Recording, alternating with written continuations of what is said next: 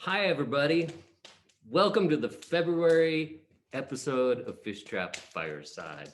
My name is Mike Midlow. I'm the program director here at Fishtrap, and I want to welcome all of you, whether you've seen Fireside 20 times or maybe this is the first time you've ever tuned in. We're glad to have you. Fishtrap Fireside is a monthly reading for Wallowa County writers to read and share their work. And since 2013, we've had hundreds of folks step up to the podium to tell their stories. And you know what? Their friends and neighbors come to listen too. Of course, this year's been different. I'm all alone at Fishtrap right now, just me and the fire, but I'm glad to have all of you from wherever you are here. I also want to thank Fishtrap Fireside's February sponsor, Stuart Jones Designs. And I want to tell you about something else. Fishtrap has this new program called Fish Trappers. It's a way for you to become a part of the Fishtrap family. For as little as, I did the calculation, for as little as 16.6 cents a day, and if you do the math, it's like less than the price of a Tootsie Roll, you can be a part of the Fishtrap family. You can learn about being a fish trapper on the Fishtrap website. You get cool things like a bumper sticker and a notebook, and also just a great feeling of being a part of Fishtrap. Our readers this month are Gregg Kleiner, Katherine Marrone, and Nathan Slinker. We're super excited to have them. So let's get this thing going. Ready? Gregg Kleiner is our first reader this month. He grew up playing in creeks and outside various rural backwaters of Oregon. For summer vacations, his parents took their 5 kids on extended backpacking trips around Oregon. At an early age, those trips installed in him a love for the outdoors, the wilderness, and the mountains, especially right here in the Wallowas. At age 16, he spent a year as an AFS, curious to learn what that means, exchange student in the mountains of northern Thailand, where he lived for a month at a Buddhist monastery under the tutelage of an aged monk.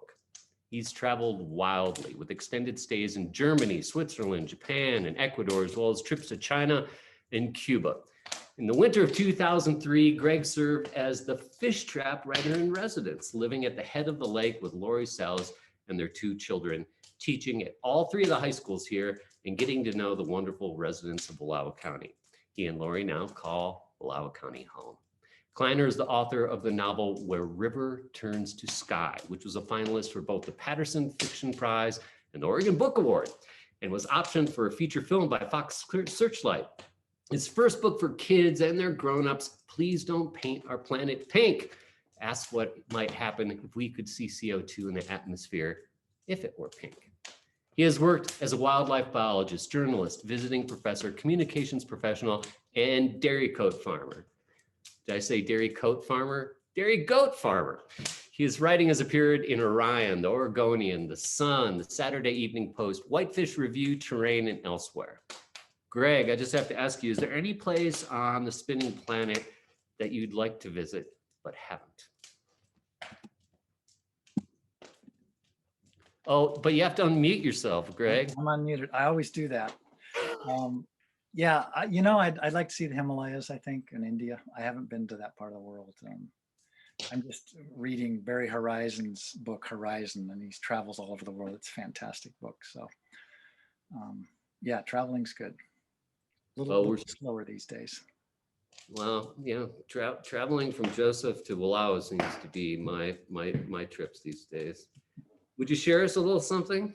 Yeah, I will. First, thanks, Mike, for having me read. This is such a great event, and thanks to Fishtrap for bringing great stories to the world. We need that now more than ever, I think. And thanks to those out there who are listening to this. Tonight, I'm going to read a short chunk of a new novel I'm working on, and it's actually the prologue from the book. It's about two main characters, and you'll meet them right off the bat, a young man and a young woman, and they're both shy, and they're also scarred in different ways, as you'll see. So this is their first date. They're in an apple orchard that's in full bloom. I think that's about all you need to know. The prologue is titled, Tell Me About Yours, and that'll make a little more sense at the end of the piece. So here we go. He is 17, a senior in high school, and she a year younger, and neither of them have ever before gone out with anyone for reasons that are obvious. But he had worked up his courage last week and asked if she would join him for a walk in one of his favorite places. So he is now driving with her in his red pickup truck on the narrow blacktop road that snakes up the canyon west out of town.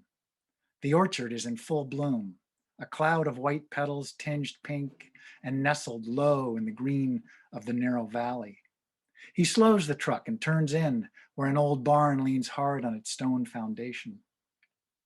The shingles on the gambrel roof are weathered gray and cupped, and in some places missing altogether, so the roof rafters show through in spots, like the ribs of some strange bird where the feathers have been torn out.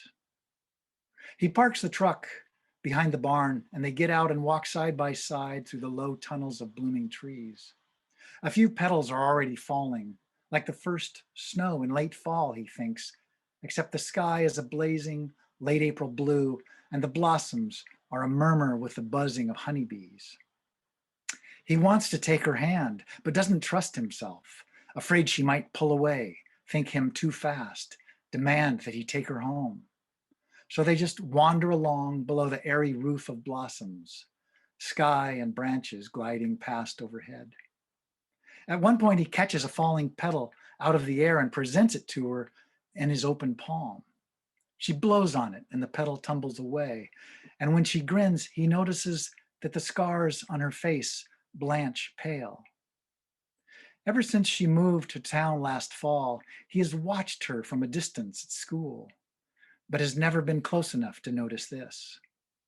He knows what others call her behind her back: Scarface, One-Eyed Susan, Frankenstein's stepsister. He also knows what they call him: Van Gogh's twin, One-Winger, Earless Ernie. He found her attractive from that first day: her shiny dark hair and a gap between her two front teeth that is no wider than a sheet of typing paper. More than once he has imagined gently slipping a piece of paper between those teeth, being so near he can feel her breath on his ear, touch his tongue to that narrow absence. When he had finally summoned the courage to ask her out, she hadn't answered right away, and he was sure she would turn him down. A walk was a stupid thing to invite a girl for. But she hadn't. She'd blinked a couple of times, grinned a little, and said, "That sounds like fun. I like apples." Quickly, he'd started explaining that the apples weren't actually ripe yet, but the trees in the orchard were just starting to bloom. "I know apples ripen in the fall," she'd said, and he had felt his face go hot. The skin beneath his shirt turned sticky. Now he has to pee, but he isn't comfortable excusing himself, and where would he go anyway? The tree trunks are all too narrow to hide him. And what if he returns and she's gone? What if he loses her out here in these acres of apples, where they are finally together alone, away from the hallway taunts and locker slams and hurled words? He wonders if she might have to pee too, since they have been walking for what seems hours now. Then he remembers a rotting outhouse at the far end of the orchard, and when they are close, he makes himself ask, "Do you need to use the facilities?" "I'm not sure I'd call that a facility," she says, smiling, and he sees the scars pulse pale again. "But yes, I do, thank you." She goes, and then he does. And when he comes out, he is relieved to see her still there, standing off a ways at the edge of the trees, her back to him, hands clasped behind her. As he gets close, he notices her knuckles and stops, looking at these scars he's never noticed, and at her hair down the back of her dress, the dark strands tossed by a breeze that has suddenly come up. She turns and asks, "All better?" He nods and says, "Thanks for waiting." "Where would I go?" she says. "No, I mean, it's just that," his words tangle again. "I mean, it's a pretty big orchard," he manages, and they enter the trees again. Soon the wind is blowing hard, whipping handfuls of blossoms from the branches. A row of thunderheads has nosed up from behind the ridge. "Maybe we should run for the barn," he says. She turns into the wind and looks up at the clouds that are edged with silver, but have already smudged out the sun. He notices another one, this one running out from the hairline behind her perfect ear. Let's hurry, she says. I hate thunder.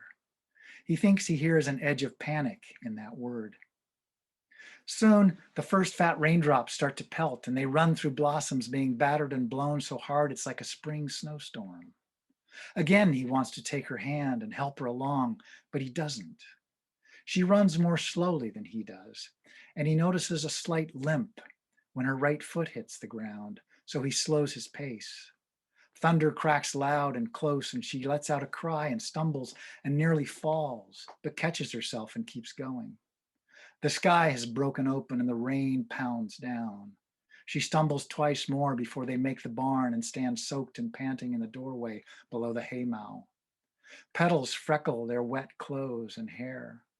He notices one on her face and reaches out a hand to brush it away, but she pulls her head back, inhales quick.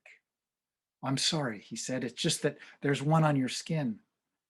As soon as he said the word, he regrets it. She puts her hand to her cheek and keeps it there. A strand of wet hair is plastered across her forehead, and for a split second, he wonders, what if scars were dark instead of light, army green or navy blue? Her face is flushed from the run, making the scars more visible. Several petals cling to the back of her hand, the scars running jagged across her knuckles. The rainwater on her face makes it look like she could be crying. I'm sorry, he says again. It's okay, she says, and takes his hand. Up in the hayloft, he sees more scars on her upper arm, down one side of her rib cage, along the inside of her knee, all the way down to mid-calf. Before he can stop himself, the words are out. Tell me about your scars, he says. She doesn't reply, and he's afraid she might grab her damp clothes hanging on a nail and run, but she doesn't. Instead, she turns toward him. Nobody's ever asked me in that way, she says, and then she goes on to tell him the story. It wasn't an abuse by a stepfather or a knife fight or being pushed into a grain auger. It wasn't cutting herself with barbed wire or a shark attack or jumping from a Ferris wheel at a country fair or any of the other things the kids in school whisper about her. It was a horse that threw her through a glass window during a thunderstorm when she was 7. That is all. A paned window, a black horse, a white farmhouse, a little girl flying through the air. The sun breaks through outside, and several beams of light slant down through the holes where the shingles are missing. One beam, the size of a telephone pole, lands on the hay beside them, and she reaches a hand out into the pool of light. This is when he sees another scar, this one running across the inside of her wrist, faint and straight and barely visible. This one too, he asks, touching a thumb to the network of pale blue veins. From the horse? No, she says, folding her hand toward her wrist and pulling her arm away. That one's from later. It's my secret. It was dumb. I'm better now. You're great, he says. Thanks for coming here with me. I was sure you'd say no. It's just an old orchard. I told you, she says, I like apples. She smiles, and he watches the narrow gap between her teeth. Getting up, she takes his wrists and pulls him to his feet, and they stand in the beam of light spilling from the ruined roof, a light so brilliant they both have to squint. She leans in close on her tiptoes, and he can feel her breath warm on his good ear. Tell me about yours, she whispers. And so he does. Thank you for listening. Oh, Gregg, thanks for kicking it off. I appreciate that. Thanks, Mike. Oh, it's wonderful.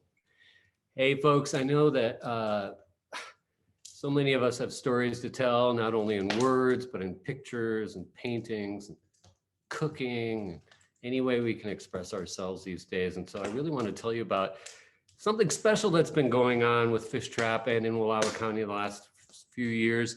It's a zine called Circle of Seasons. It's a quarterly zine where folks talk about generally what's going on with them seasonally. And our next reader just took the wheel on editing Circle of Seasons magazine. Zine. It's what's great is that it not only includes stories and poems, but pictures and drawings, photographs, poems, thoughts, essays, recipes, all these different things. And it's a great way to just start sharing your work with other people. And Katherine Marrone now is heading that up, and we're very glad to have you. Katherine is a new resident of Enterprise. She works as a legal advocate at Safe Harbors, where she helps survivors of domestic and sexual violence and stalking seek justice and safety in Wallowa County. Having spent periods of her childhood in New York City, Italy, and Eastern Oregon, oh yeah, that's great. Katherine developed a love for examining the relationship between experience and identity. Her poems and essays explore gender, human rights, and empathy, and the meandering path of healing after trauma, finding pockets of joy in the mundane, traveling alone as a woman, and her obsession with the question, how and who do we love and why? Her work can be found in the column she created in college called Pillow Talk, which she answered questions about consent and healthy relationships, and in the international feminist publication Bitch Media, I know it well, where she explored the state of sex education in the US today. Katherine has volunteered at a juvenile detention center in Portland, Oregon, where she facilitated a writing workshop with youth. It was there that she realized the transformative power of space, the space to tell one story, and the space to trust that someone will listen. Katherine is grateful to grow and live within such a creative and supportive community, and she's honored to read for Fishtrap Fireside for the first time. So Katherine, tell us a little bit about how you became the editor of Circle of Seasons zine. Well, I moved to Joseph and then Enterprise in May after the pandemic and a breakup, as I'll talk about, kind of catapulted me out of Portland. But I've always had connections to Eastern Oregon. And so I got here, actually attended a Black Lives Matter protest and met Lauren McDonald, who was the past editor there. And I submitted a poem of mine, and she told me how she was looking for someone else to take it over. And so I was like, wow, I've always wanted to be a part of a zine, and it just felt like it was the right opportunity at the right time for me.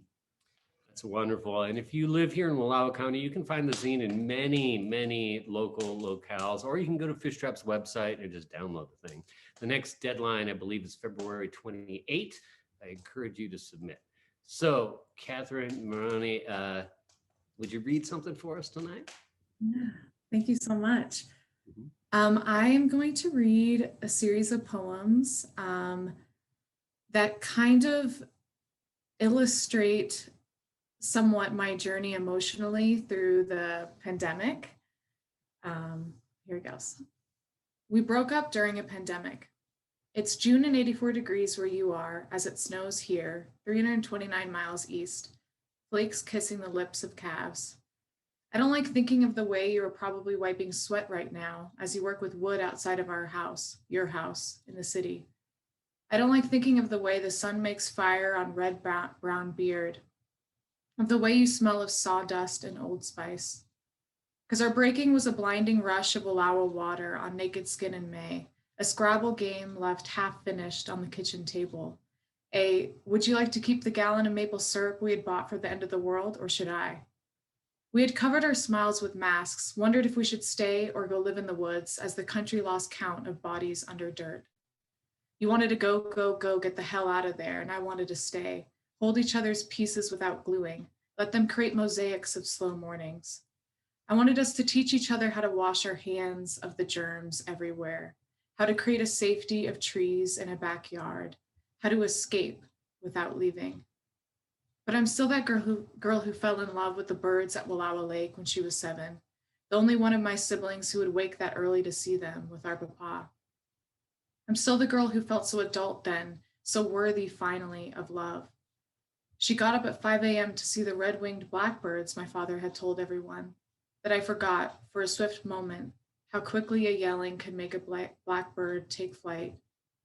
And you're still the 7-year-old boy who fled from his father's fists to the base of a tree where you sat, swore you would create a home right then and there under the green, cursing that you would never ever let anyone touch you again.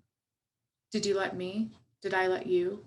Were we ever anything more than those children yearning? Will we ever be anything less? I don't know, I don't know. So I let gravel fill my boots. I let clouds move on with wind. I let a languid moon grin. I let my aunt's laughter fill her house, our house, during slow mornings. Sunsets make fire on red-brown trees in the evenings. A man points out to me a red-winged blackbird resting on a telephone wire. I'll kiss that man later, let him make me pancakes in the morning, and he drinks maple syrup out of a glass like he did when he was a boy. I think of you, and then I don't. I let it snow here in June. Next one's air. I went to the edge of the lake last night after the wildfire smoke had cleared, after the mountains had made their way back to us. And I took off my mask, drank in a darkness that then seeped its way out of me into the dry grass, into a puddle of wet laugh. I yelled and danced, thanked the people who were here before the greed, circled the moon with my hips, traced the mountain's face with my toes. I've never thought about air so goddamn much before. Funny how we forget about the space it takes, about how much of a life is breath and a breath and breath and breath, and how it just keeps going until a cop is stepping on his neck, until a whole town vanishes in smoke, until people refuse to cover mouths, saying they can't breathe through thin cloth. Please forgive me, mountains, grass, sky, dark. I didn't realize just how maddening, I didn't realize just how precious it was to be here. I didn't realize what a breath. A love note to the woman in the deli department. Yesterday, I walked up to you as you were adjusting your mask, your eyes opening a little wider, a modern day greeting. You don't waste time and start making my lunch, slather on the honey mustard sweet. Tell me you moved here from the city decades ago, 6 kids in the back of a van. Best decision of your life, you say. And I can't help but wonder what you might have been escaping, moving from, and if it was perhaps from the hands of a man, as so many women with 6 kids in the back, foot on gas, do. I didn't get to ask, and the conversation moved, and you said that you love love so much that you keep a rose quartz in your pocket. A reminder of love's light weight when it's unconditional only, you say. I also love love, I tell you, and that I think it's strangers like you who I miss the most these days. You smile again, adjust your mask. A November morning, 2020. Have you seen the photos of the nursing homes in Italy? I'd like to ask you. Have you seen the grandchildren touching Nonna's fingertips through the waterfalls of plastic, their kissy breath heating masks? I read somewhere that newborns can die from lack of touch alone. Failure to thrive, they call it. How lucky we are then, you and me, to swim in down comforter. How lucky I am to feel the rough of your beard against my cheeks. Today's schedule, pandemic edition. 1. Ruminate on that one thing you said that someone might have misunderstood, though you're not positive, but because you have no idea, you will definitely assume the worst case scenario. 2. Walk to the bathroom to take a shower. Remember, it is actually winter, and that means showers are optional because beanies are a thing. You also remind yourself you will wear a mask today like every other damn day, so half of your face will be covered. Sit your ass back down on the couch. 3. A cat sits on your lap and now you can't do anything. Oops. 4. Stroke cat. Google, do cats sit on your lap because they love you or because you're warm and they are really just selfish creatures? Read, but then quickly realize you have a pattern of wondering this about everyone who sits on your lap. Complete second rumination session of the day. 5. Text your best friend that you were having a bad day. In response, she sends you a poem she wrote about you last summer after she visited you by these mountains. In it, she calls you her wife and says she would do anything for you. You cry. The kittens are now bathing each other by your feet. A girl twirls a rainbow ribbon across the street. You're okay. You're okay. Morning, New Year's. I woke up earlier than normal today, this poem pulling me out of a restless purring, drawing me to the window facing the street. I'm thinking about change and how it doesn't happen all at once, as one might prefer, but with 20 million small, careful steps. I can see my boot tracks on the snow now, all fit into the many sizes of our days. I am in awe of the graciousness of that, how I get to choose the bigness of my life. Get to wait for a dear friend to come over for coffee at my new apartment. Get to smile through our masks. Get to watch this dog outside, bobbing head to breeze. A flock of geese just squawked by for the third time, and I want to laugh at it all. How complicated our minds make beauty. How simple it all actually is when we're still. When we're brave enough to split wide, to walk on ice, to move with the change, to look a little, to see. Thank you so much. Really appreciate it. Katherine Marrone, thank you so much for opening those windows and letting that air into the room. I appreciate it. Well, Katherine hinted at a couple things. Fishtrap this year is devoting the entire year of 2021 to the theme of resilience and how that applies in our lives and ourselves, our communities, our cultures, and the natural world. And we're going to continue doing that throughout the year. We have 2 or 3 workshops, writing workshops coming up that I encourage you to take a look at our website. It's a way to express yourself as how resilience works in your lives. And then later on this month, we're going to start the big read, the NEA Big Read. The book is In the Heart of the Sea by Nathaniel Philbrick. We're going to have weekly events talking about that book. You can get it at local libraries. We provided more than 400 free books to Wallowa and Union County schools and libraries. I hope you join in. We partnered with the Hatfield Marine Science Center, the Columbia River Maritime Museum, and the author of the book, Nathaniel Philbrick, is going to give the keynote address. I hope you go to fishtrap.org and take a look at that. Okay, our final reader, I met the first day on the job at Fishtrap. He was the 2013 Fishtrap Fellow and of course grew up in Wallowa County. Nathan Slinker has participated in many Fishtrap workshops and events. Like I said, in 2013, he was a summer Fishtrap Fellow. In 2014, he received an MFA from Arizona State University, where he taught poetry and English composition courses. His poetry has been published in many journals, including Third Coast, Mid-American Review, and Kenyon Review Online. A limited run chapbook, 19 Windows and a Door, Poems from the Black Mountain Fire Lookout, was published in 2015. Nathan, I also have to mention, not only is a fine poet, but he's also the main person these days at his family's business, Alderslope Nursery. My garden and yard is starting to be filled with stuff from the nursery. I know it's only February, but I'm already thinking of spring. Nathan, what's your hot tip for 2021 gardens? Go. If you started a garden last year because you were stuck at home, continue working on it and don't give up, because it can be challenging, but it will be very rewarding, I think.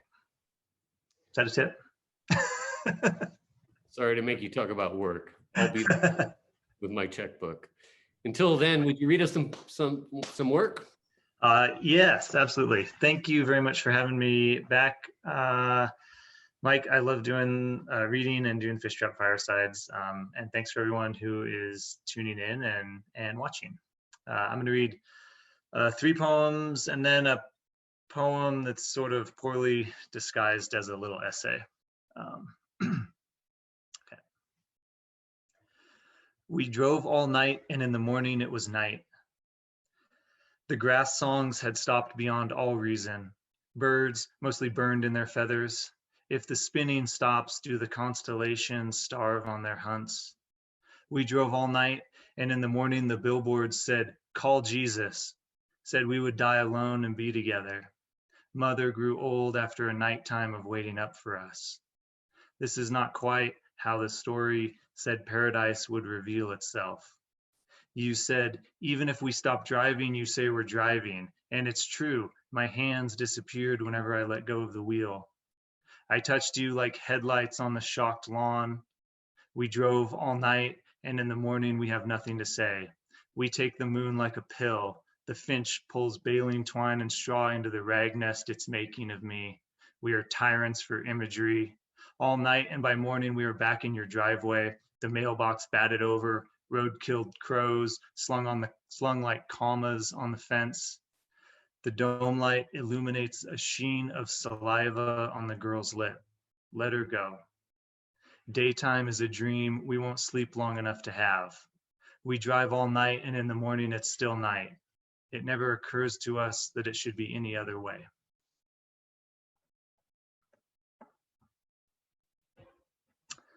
This one's called A Path of Water. Why this misdirection and winding around as though you're coming down from a teenage Ritalin high in the Rockies? Well, it's hard to describe exactly why. Plus, you were wondering what it would have been like crossing at Lee's Ferry with a couple oxen and the enormous hope chest. No one has much to say about the droves of collared doves blithely conquering our hometown, or the abandonment of all my friends to the internet. Let's just say it would have been a struggle for sure. As for the chives, they knight the more lowly herbs with green sabers, bloom purple tumors in the thick air.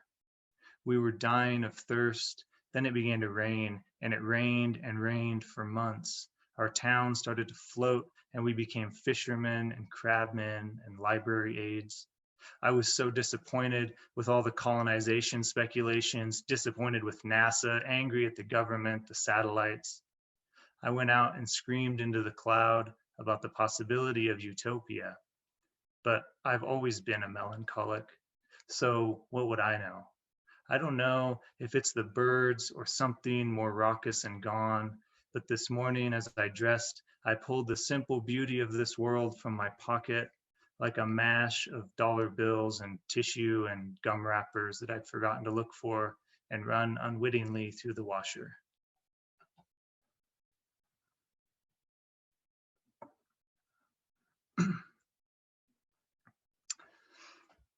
Another failing for the visionaries.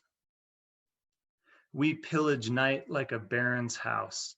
His spoils spill from our pockets while we masquerade under rebel moons, as if dawn weren't waiting in the cellar, her mouth filled with beets, juice staining her breasts and slicking the curve of some universe. I guess if you're bored with our crime life, we can walk out on the sheen of ice where a few bare willows pierce the veil of arsenic fogging the king's tea. Remember parting the drapes to peer at the tardy courtesan. Across the grounds, her train wipes a smirk from the face of every shrub. There's nothing left to eat or steal in this house. The good things in life are free to leave if they want. I tried to push the brunette into a cornet, and now she knocks on morning with traces of charred night still sounding in her head. She creaks like a tree falling in love with the green screen, like brilliant yellow mushrooms sprouting all across the floor of your lover's body. Then the ice breaks. I wish I was back on evening's horsehair sofa, humming along to a tulip, slipping on a thin blanket. We wash up on shore in springtime, hungry, a little shivery, but alive, and pretty much happy we were born.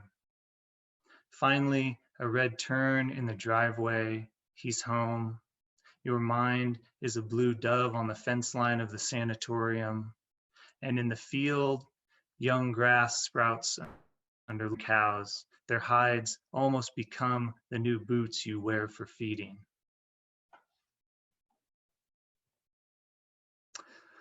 This is the weird prose-like thing. It's called On Light. Maybe it's the weather, clouds rolling out of the south woods like trucks, the mountains throwing on cloaks and thinking of getting out of themselves. But the town is, if not actually shrinking, feeling smaller each day. There's a cafe where my grandpa drank coffee with his friends almost every morning for years before he died. When I go in, I always think of him. Greasy coveralls, buffalo slippers. But before the waitress comes around with a warm-up, I'm remembering you in the city years ago, pulling a folded piece of notebook paper from your jacket pocket, waving it at some poor stranger and yelling, "This is Ezra Pound's very own chili recipe." You were, I say earnestly, imploring her for belief. The point is, perhaps, that this is a jittery, skittish mind to entrust much to. The country lanes contract little by little, and the distance between lake and mountain diminishes.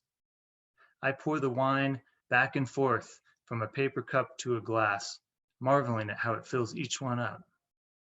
It's not the landscape that's changing, it's the light, she says, as though everyone knows the reason for the deep unease we feel each morning upon waking. I responded with a kind of humph noise that I had been working on all summer. So now you're 40 maybe, young by some standards, halfway dead with luck by any reasonable reckoning. You've done nothing in this life but write thank you cards and send condolences. You tried to walk through the river and it washed your feet out to sea, and now you're what they call stuck. I'm on the cusp of letting go and just building chairs. I mean, I half-heartedly went through the cantos, bewildered, and if that's an indicator of where things are at for me, maybe I should hang it up, get onto something sensible. Legs, back, spindles, some structure, some craftsmanship. But when you're done, it's not an unfinished joke shoved into a lost drawer. No, instead someone says, "That's lovely," and writes you a check. I could even continue to say veneer from time to time. Of course, I'm not sure if I'm serious or not. More and more, I let the days run their course without my input. I throw rocks into the lake. I watch the light splash around. Indecision seems more honest somehow than purpose. And you were right. After the winter solstice, I did start to feel better. I sat down at my desk and wrote about migration, the miracle of spawning, how foxes track voles through the snow with their noses. I went for a walk and marveled at the pines, how they grow right out of the ground, at the stars, how they sit there. Well, enough about it. The end is like fog. They say it's best not to describe the fog itself, just describe what it makes disappear. Thank you. Thank you, Nathan. Ezra Pound's chili recipe. It's gotta be not that good, probably. And very difficult to interpret.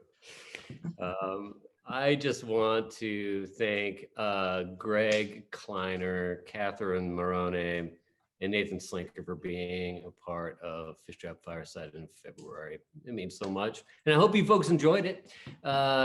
Thanks again to Stuart Jones Designs for sponsoring this month's Fishtrap Fireside. And of course, all of you folks for tuning in and being a part of Fishtrap. Next month, we're going to celebrate Women's History Month in a multi-generational kind of cavalcade of storytelling with Janie Tippett, Lynn Curry, and Talia Galvin. Until then, go to fishtrap.org and see all the kind of cool stuff we're doing this year. And especially Summer Fishtrap registration is open now. Go take a look at all the folks there. So until then, it's great to see all you folks. Get in touch, and we'll see you next month on March 5. Good night.